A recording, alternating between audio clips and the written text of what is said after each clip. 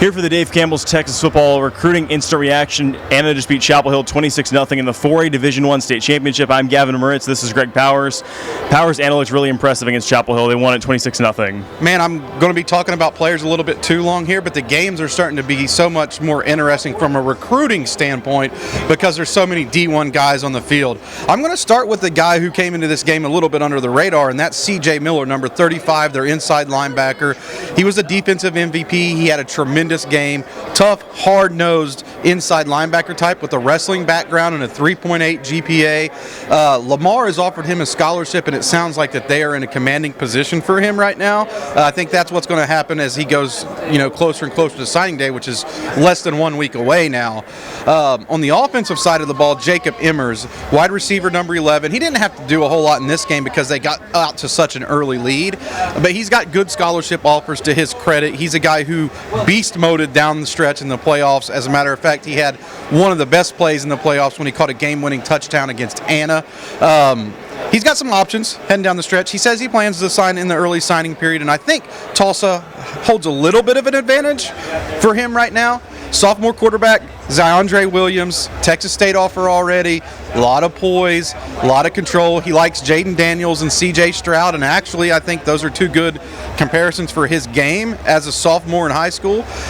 So somebody to definitely keep a close eye on because he's already got a D1 offer in Texas State, and schools like Tech and TCU and Baylor are also showing him interest.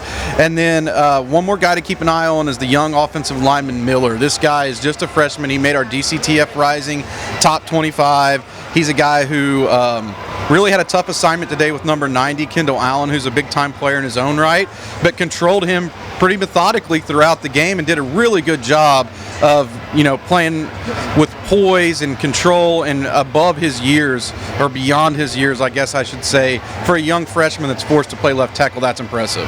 And Greg, so even in the loss for Chapel Hill, the Bulldogs still had some guys to you that stood out. Yeah, definitely. I mean, I'm going to start with Demetrius Brisbane. He's a four-star committed to SMU.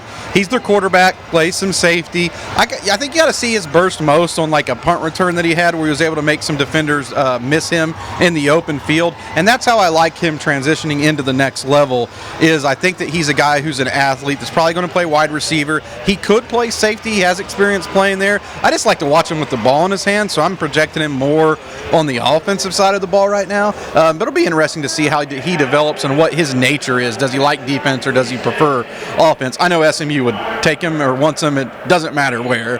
Running back Ricky Stewart really had a tough time getting going today because the stifling and a defense.